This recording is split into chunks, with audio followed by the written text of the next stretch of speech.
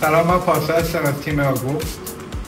خیلی خرسندیم که تونستیم در کنار تیم اجرایی هتل مرجان فرصتی برای همکاری بگیریم.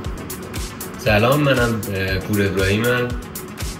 باعث افتخاره که توی پروژه هتل مرجان مسئولیت نقشه برداری با همکار عزیزم آقای اسفندیاری رو بر عهده داشتم. در ادامه ویدیو قراره که ما خدماتی که تا الان انجام دادیم و شیت ها و مدل های سئولی که تا الان ساختیم رو مرور کنیم و ما همراه باشیم. یکی از اولین کارهایی که انجام دادیم برداشت کامل از وضعیت کف پروژه بود. با استفاده از نقشه برداری و مدل سازی سه‌بعدی تونستیم اختلاف تراز سطح‌ها رو مشخص کنیم.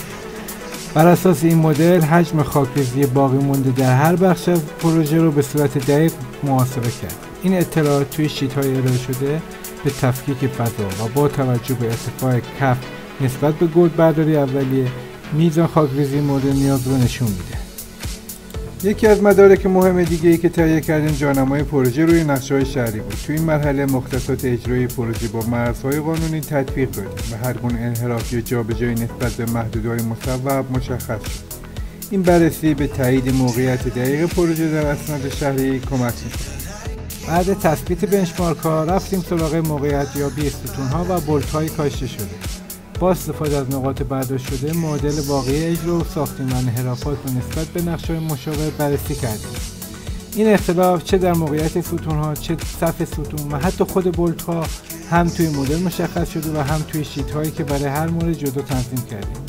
این مرحله کمک زیادی کرد برای اصلاحات اجرایی و پیشگیری از خطاهای بعدی.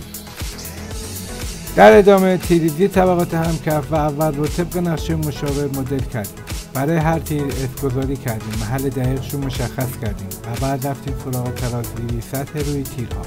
بعضی از تیرها نسبت به نقشه مشابه انحراف داشت، اونها هم دقیق ثبت شدن و شیت بندی شدن. بخش آخر مربوط به جزئیات اتصالات سازه‌ای بود. پلیت ها، نبشی ها، سکشن ستون ها و ارتفاع زیرسری ها با مشخصات کامل و تعداد دقیق مدل کردیم. این اطلاعات هم برای متر خیلی مهمه، هم برای برنامه‌ریزی برای نصب قطعات. ضمن اینکه مختصات قطعات پیش ساخته از روی همین مدل ها قابل استخراجه و به تیم اجرا کمک میکنه.